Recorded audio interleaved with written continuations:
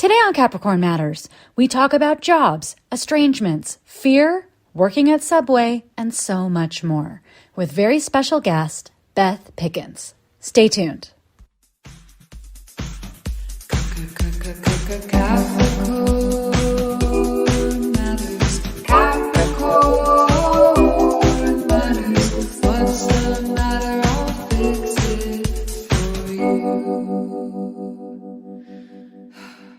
Capricorn Matters.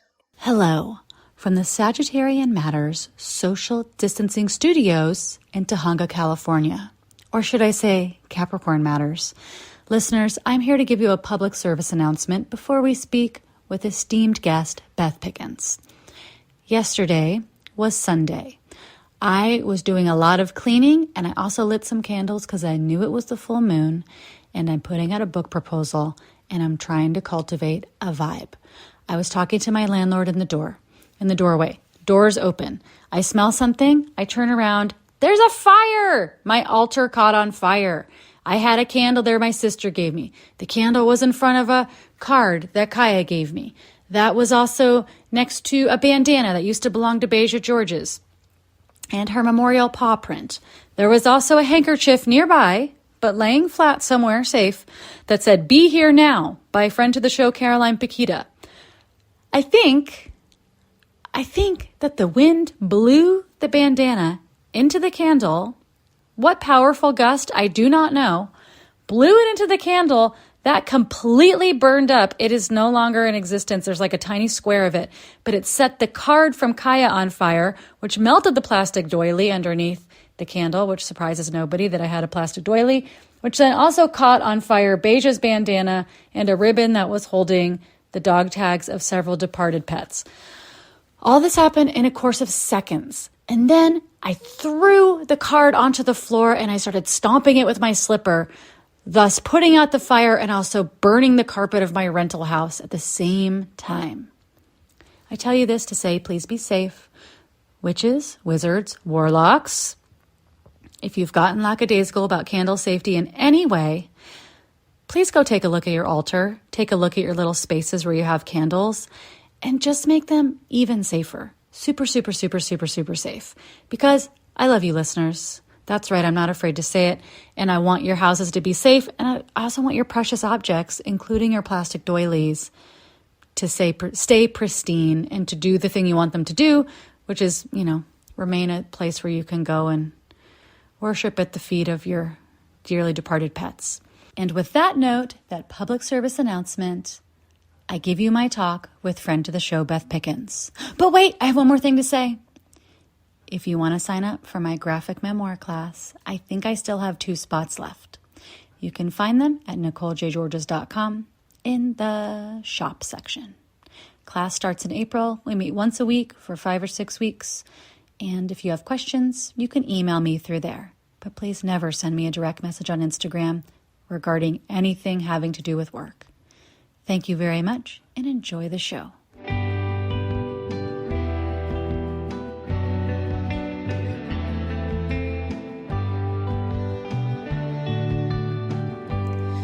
Beth Pickens is the author of the books Your Art Will Save Your Life and Make Your Art No Matter What. Beth is an arts consultant, a Capricorn, and an esteemed friend to the show. You can join her homework club right now at bethpickens.com. Beth joined producer Ponyo and I via Zoom in the Capricorn Matters Social Distancing Studios to give you advice about work, family estrangements, fear, and more. Now, please enjoy my talk with very special friend to the show, Beth Pickens. Beth Pickens, welcome back to Capricorn Matters. I have longed to be here, so it's a real joy to be here now. It's been so long. There's so much to talk about. Where are you zooming in from right now? I am zooming in from Aquarius season in Minneapolis, Minnesota. How does it feel to be a Capricorn in Aquarius season? Not good. A little destabilizing. It's a little bit wild. Yeah, it's a little precarious. I'm here from Tahunga, California, where, as you know, I found mountain lion scat right outside of my home office window.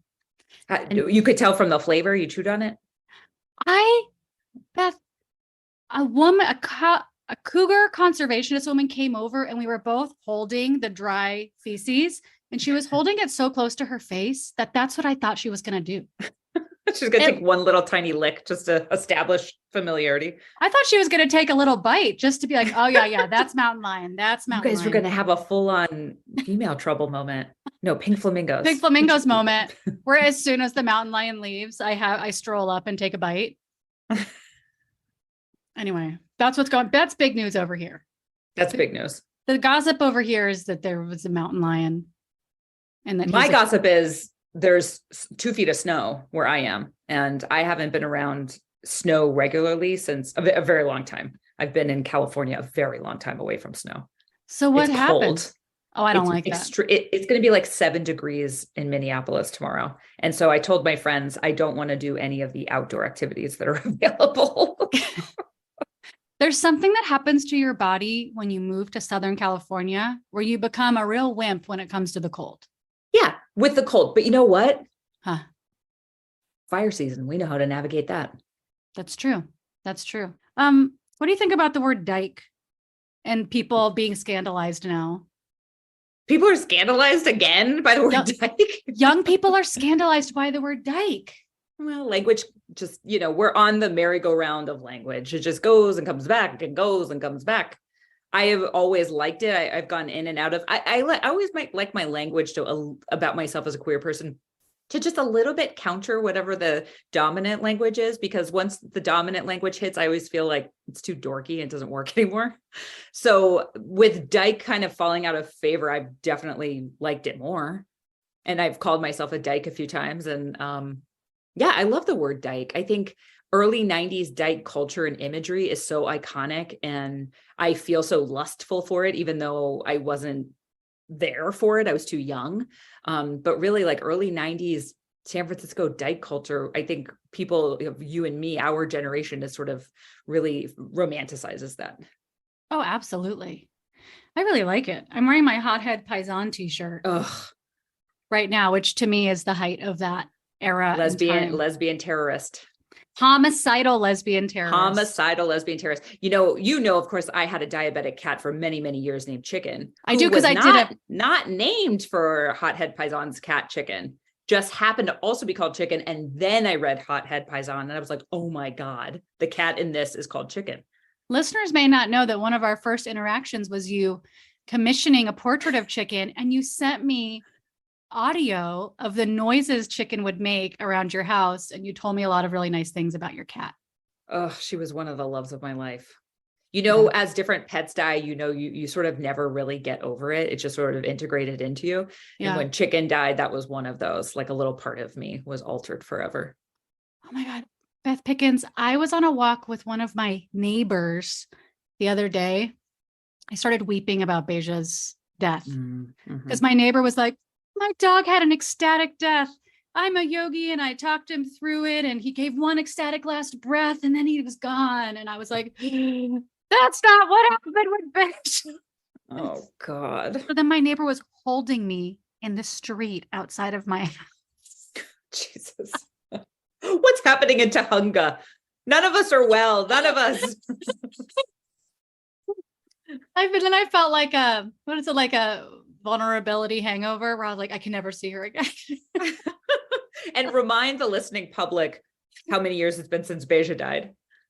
Like 10 years. Yeah. Oh, Chicken died in 2008. I'm still chemically altered from it. I was just reading, somebody was writing something about grief that was like, I don't feel better. Like everyone's like, you feel different. It just gets easier, but it doesn't go away. It just gets integrated into your life experience. Yeah. Or it's almost, I just always felt like I have joy alongside that grief, but the grief is still there. Like I can still just turn to it, and it's Beja going, absolutely. Yeah. It just doesn't, it's not so sharp. It doesn't overtake you the same way like fresh acute grief does. No. Unless I just sat with her ceramic paw print every morning. But thank God that's true for you, because you're an artist and a writer, and you need to be able to channel grief. You need to be able to tap into it, because most people can't, are unwilling and or unable. And so the work that you make is a conduit to people to reach their own grief. Thanks for that perspective. Okay. I'm going to give you we have two long questions and a short question. Okay. Lay it on me. Let's do the short one first. So as like a warm up. Okay. Ready? You got to warm it up a little bit. Dear Sagittarian/Capricorn Matters, what are some questions I can ask myself to figure out if it's time to plan an exit from my current job? Thanks, from Worker and Wachusett. I think if you're thinking of leaving a job, it's probably time to leave the job, sort of like a relationship. So some questions to ask from me, Capricorn person who cares about money and jobs and sustainability, is to think about what would be a reasonable plan. What's the urgency? What would you like to do next for money? Are you planting those seeds? But I think if you're asking yourself, is it time to leave my job? You probably already know that answer. It's like when you realize you're thirsty, you were already dehydrated. So once you know that thing, it's like a haircut. Once I know I want a haircut, I'm obsessed and I have to get my hair cut. Tattoos are like that too. So I think, dear asker, even saying this question to us, by now, you are probably thinking about leaving your job a lot. And I would encourage you to start doing just a little bit of movement. You're not making a commitment to leave yet, but maybe you're dipping the toe in the waters. But you asked what questions. So let's start there. Questions to ask yourself. Here are some questions I would ask you, and I would ask myself if I were you. How would I like to be earning money? Is it similar to what I'm doing now? Would I like a big departure? What have I liked about this job? What have I not liked or has grown not workable for me about this job? What do I want my life to be like? And how does paid work fit into that and not fit into that? Kind of get curious about what your lived experience is there of late and what you want in the next season of your life when it comes to paid work. What would you add, Nicole? I think these are great. I mean, I think most people, when they ask an advice question, they already know the answer on some level, which is why they're asking it. And so I think this person knows it's time to start planning that exit. And I would think, is there a way for you to overlap so that you have a safety buffer somehow if you start cruising around a little bit? And I don't know. How do you know when it's time to exit? Is it making, do you dread it? Like, do you dread going in? I just don't want you to live your life in a place of dread. I was thinking about one time I had a freelance thing where I had to meet with somebody every week who I just dreaded meeting with them. And then I had a moment here's what it is for me. When I'm in a job or have an obligation where I'm like, I would rather do anything than this job. I would rather dance on a street corner with a sign. I would rather dance for money on the street corner without a sign. Like, I would sell pictures of my feet. Like, I would rather do anything than this job. Then it's time for me to leave. Yeah.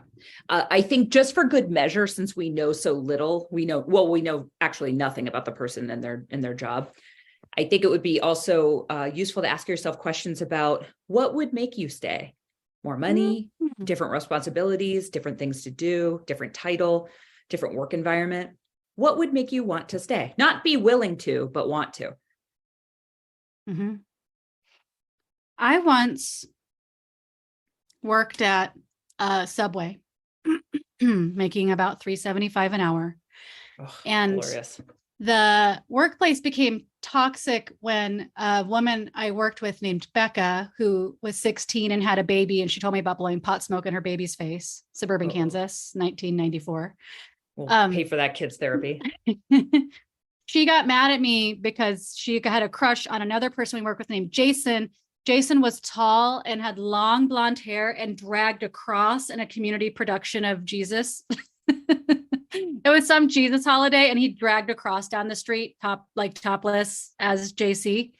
Anyway, she had a crush on him, and I left a note for him once that said, "Becca wants you." And then he showed it to her, and she was like, "I'm going to kick your fucking ass." And you know what? God intervened, not JC. And that Subway closed And so then after our meeting telling us it closed, where I got a giant jar of banana peppers that my mom still has in her kitchen, I drove to a different Subway, got a job at a different Subway.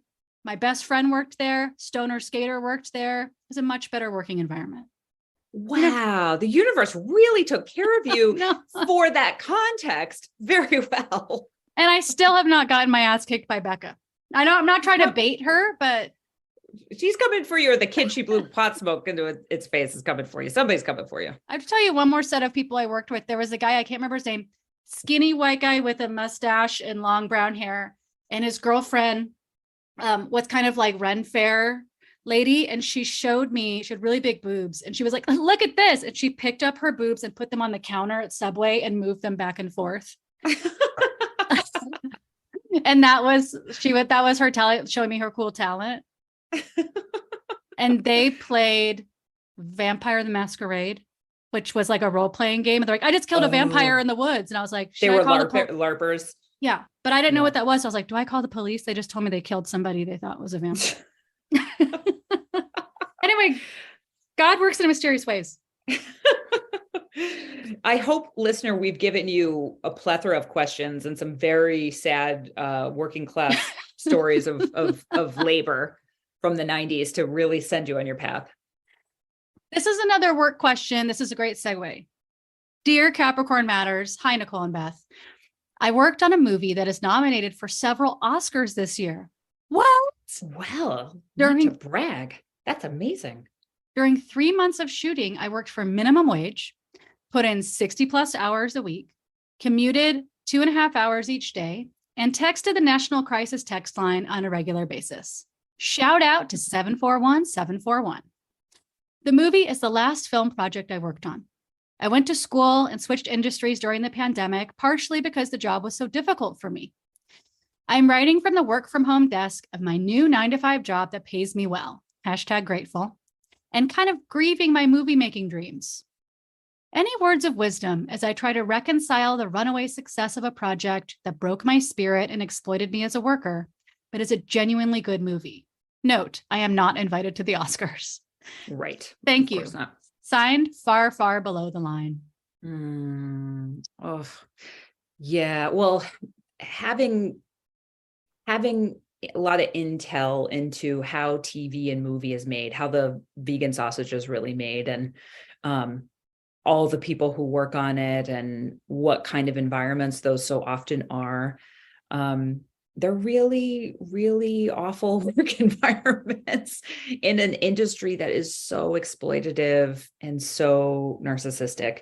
And that's really difficult to come up against a desire. It's like this profession that truly is the worst of heightened capitalism, disaster capitalism, mixing with people's creative desires and creative drives. And the intermingling of those two is really perplexing and ends up really nasty. I think a lot of beautiful work that gets made, like big films, a lot of the people who worked on them probably wouldn't have a lot of good things to say about the experience. How films are made, especially big budget films, is so often really exploitative for the workers.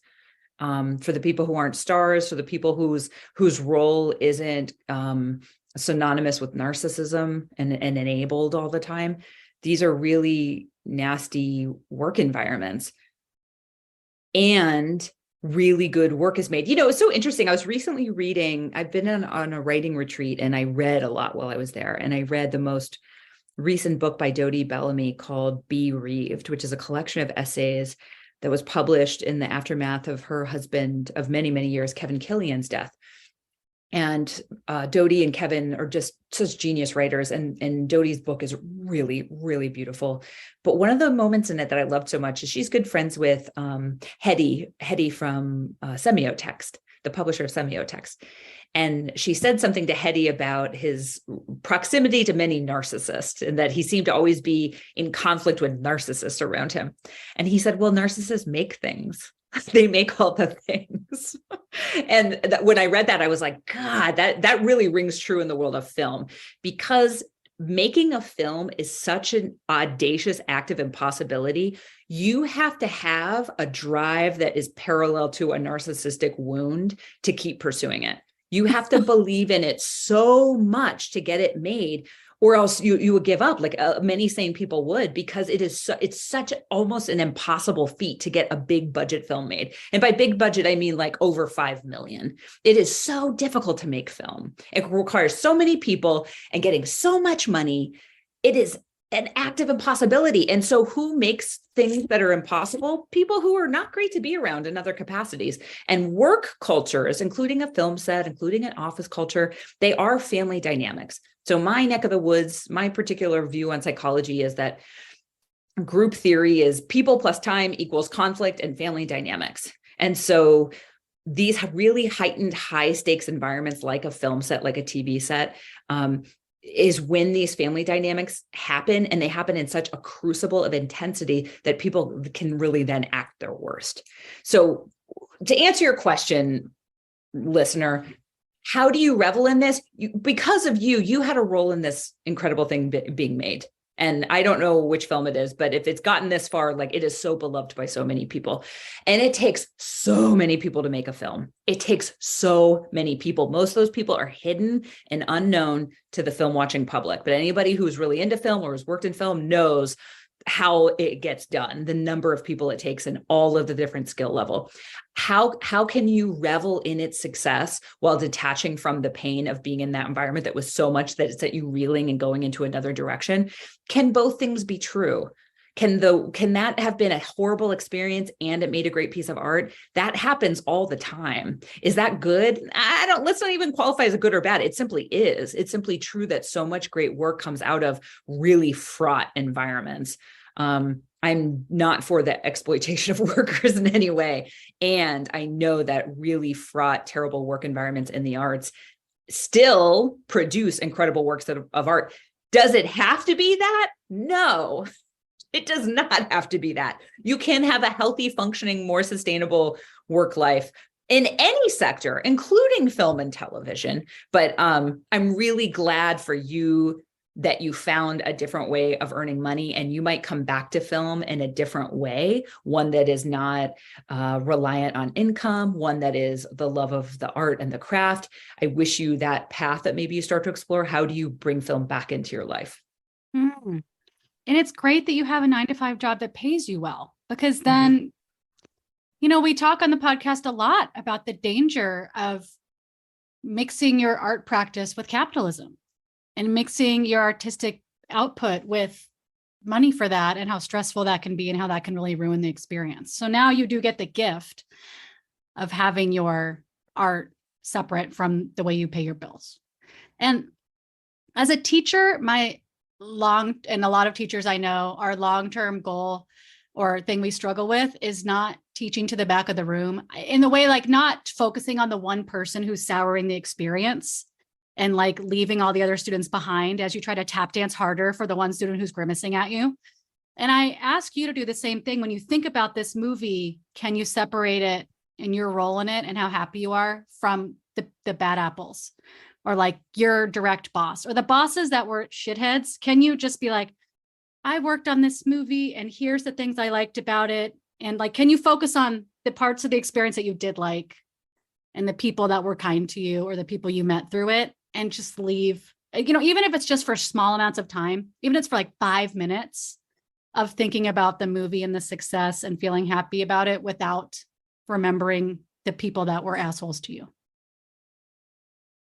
That's what I mean, because I've worked for nonprofits before where things have ended in a sour way. And it's easy for me to let that like bleed over and color the entire like decade-long experience. And I have to look back and so I have to squint. I have to squint really hard sometimes to think about all the people I met and enjoyed and everything I did get from that experience, not just like the one All About Eve person who chased me out at the end. Ooh, I like that you brought it back to film history. Thank you very much. That was good advice, Beth. I really liked when you said people plus time equals conflict and family dynamics. Ugh. I'll never forget in my early 20s or mid 20s, I don't know, at some point, I was in my first horrible full-time job, which was after when I started working in nonprofits. And it was because I'd had such a great full-time job for the first half of my 20s. When I went into my first truly toxic work environment, I couldn't believe that human adults would make life miserable at work, because my thing was like, but we have to be here. I see you motherfuckers more than I see my friends. So why wouldn't we make that good? Truly, this is when I first had the thought of like, we're going to die. Do you want to die hating each other in this building? Like literally, we have to be here. Why would you not want that to be at least neutral or pleasant, if not fun? Because I see you more than people I love. And eventually I just had to go work for myself. Oh my God. One time I worked at a website where we sold erotic massagers, that being vibrators, but people using vibrators.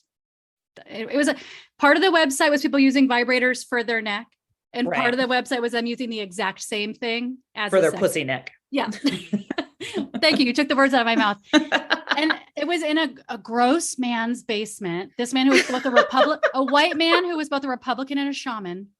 Oh gosh. Donated to George W. Bush, which I know when he made me vacuum his house and clean up his seafood soup pans as a vegan, clean up his seafood soup pan. And then I went to throw something in the garbage and I saw his thing that was like, thank you for your donation to George W. Bush. Ugh. Shaman.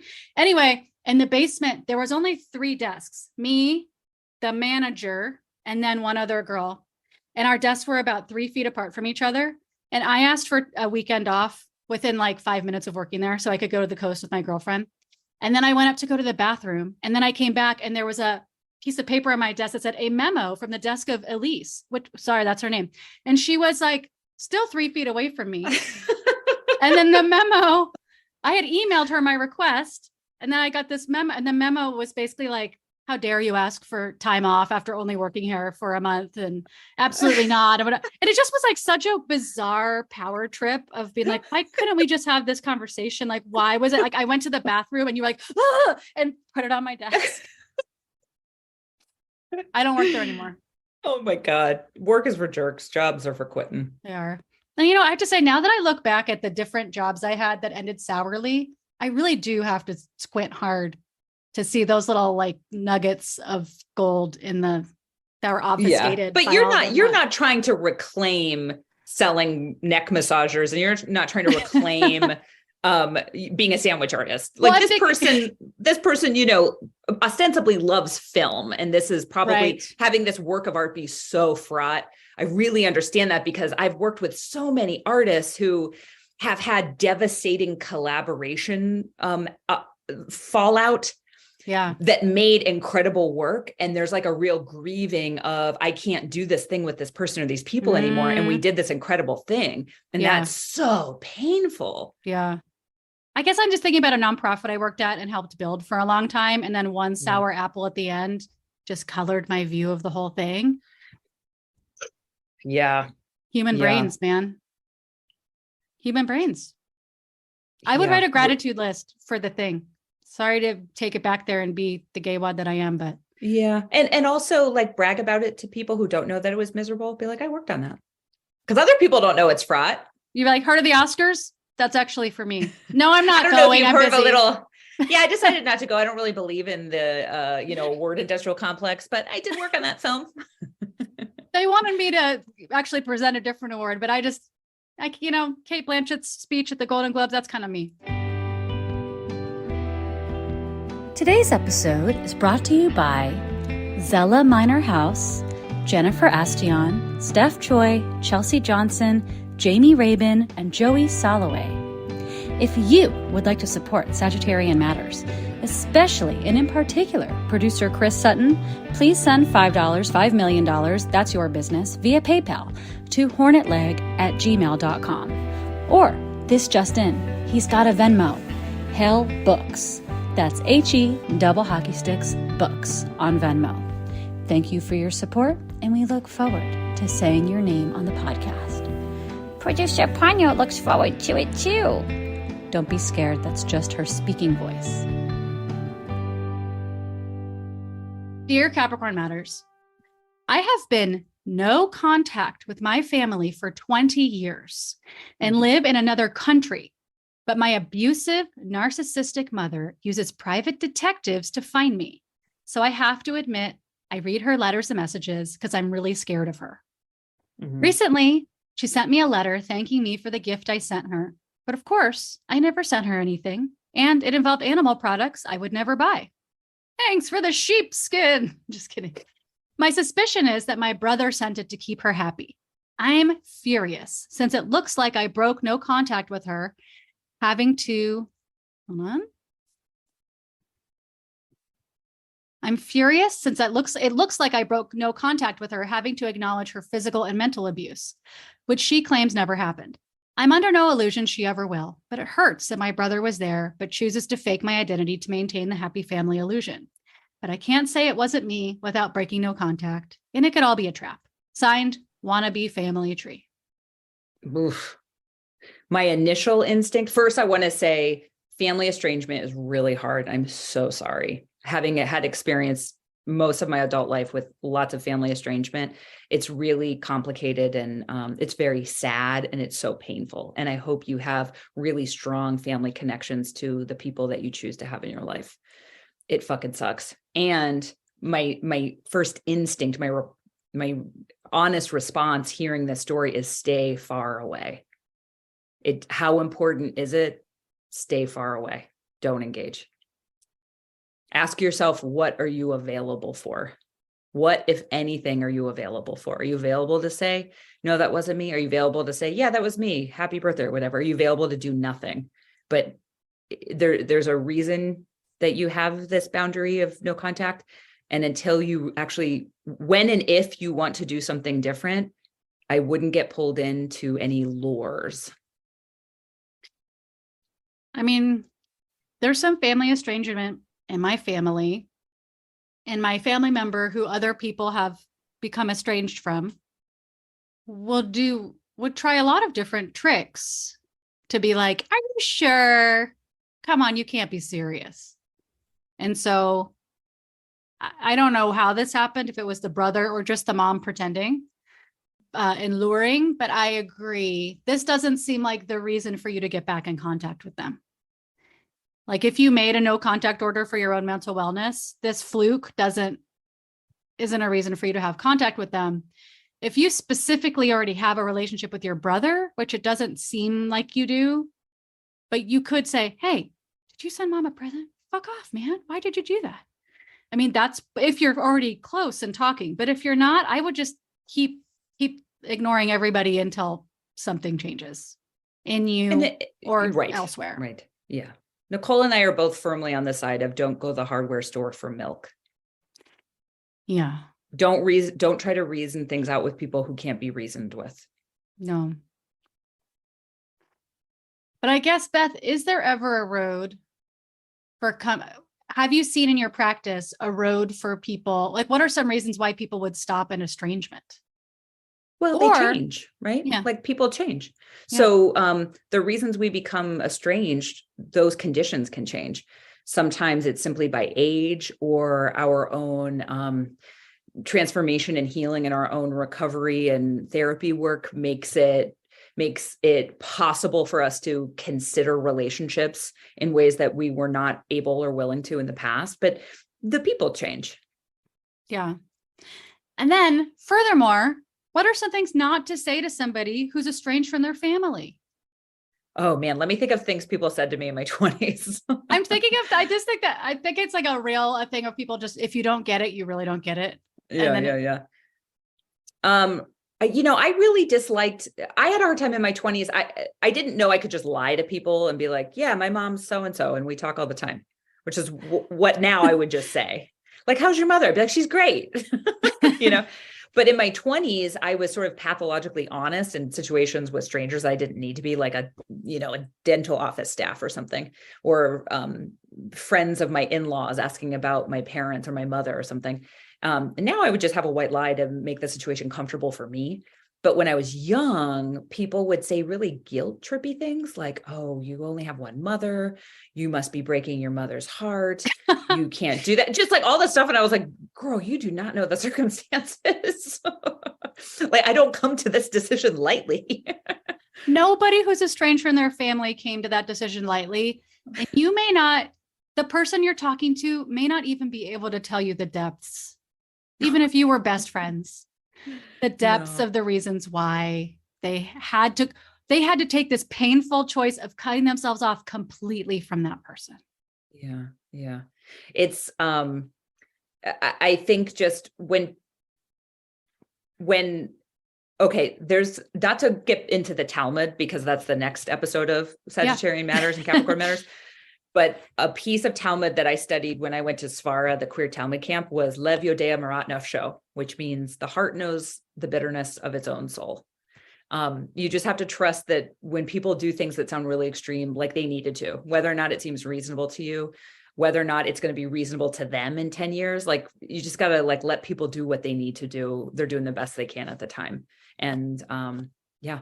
So if people are estranged and that confounds you or threatens you as a parent or a child or whoever, makes you feel insecure about your own attachments, just like, you know, the world is big. And like, I didn't have those certain relationships in my life, but I luckily am a queer person and I've always had enormous chosen family and found family elsewhere. And I really hope for this person who's experiencing this painful estrangement that hopefully isn't so painful anymore. I hope they have a giant, loving, wildly fun chosen family. Yeah.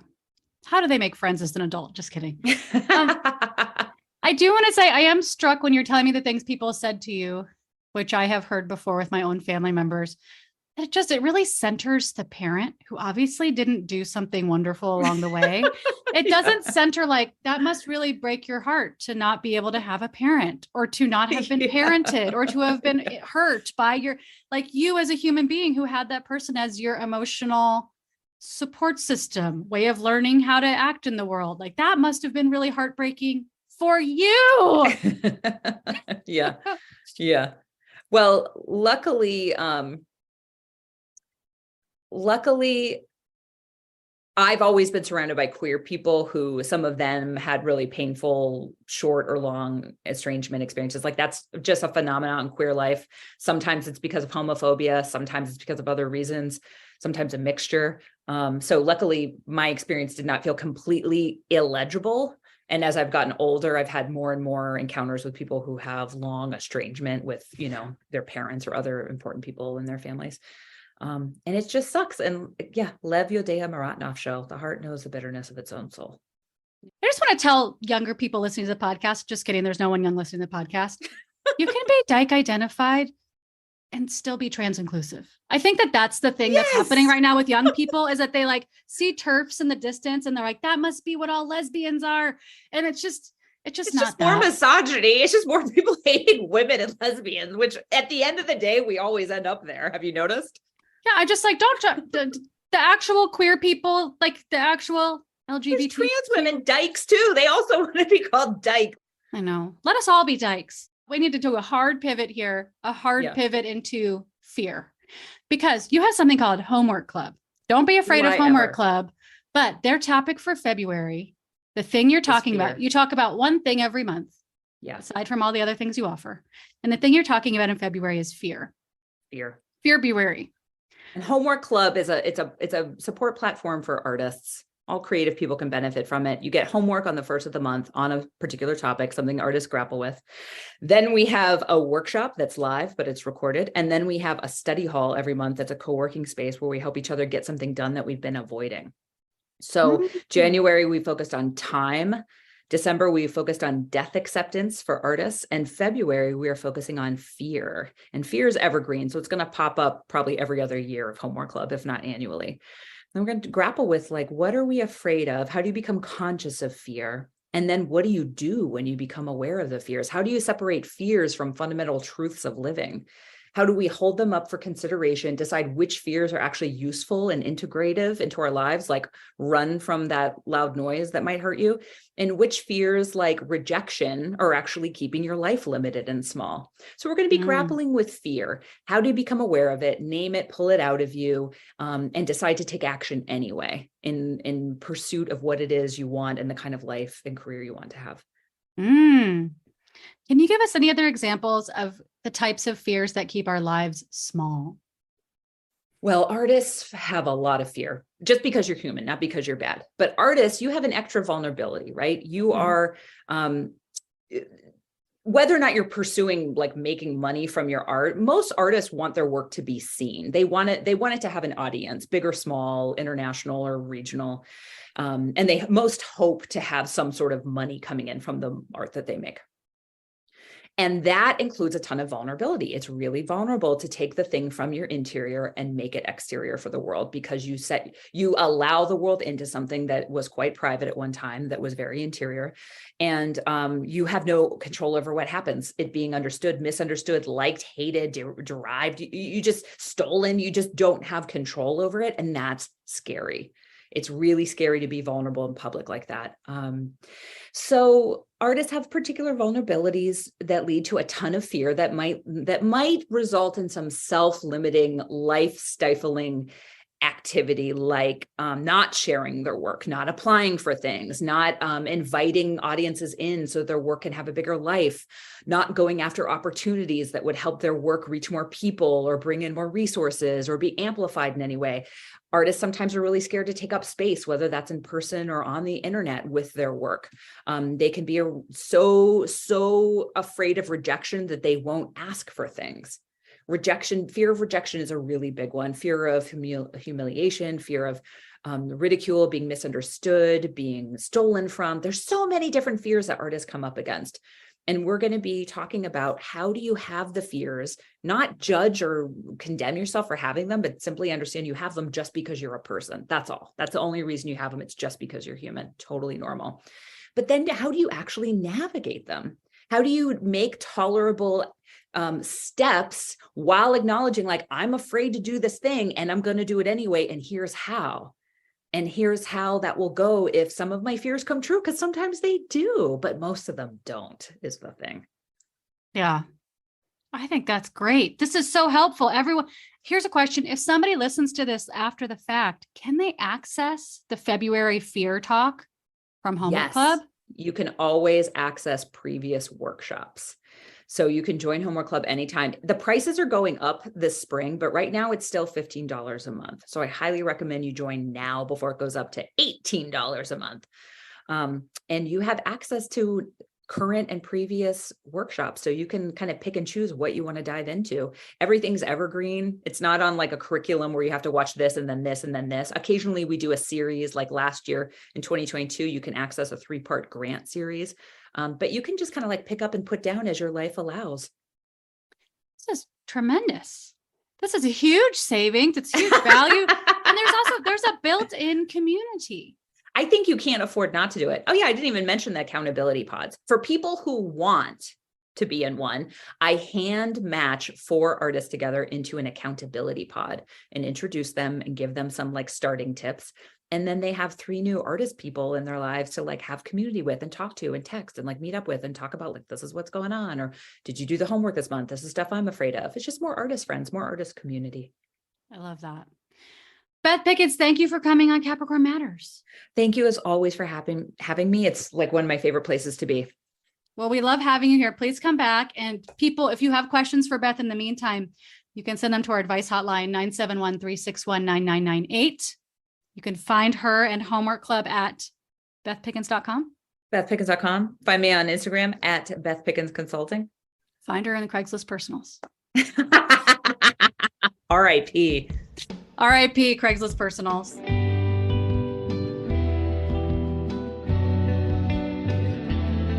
Sagittarian Matters is produced by Chris Sutton with assistance by Ponyo Georges. Our theme music is composed by Carolyn Pennypacker Riggs of the band Bouquet. Thank you for listening, and I'll see you next time.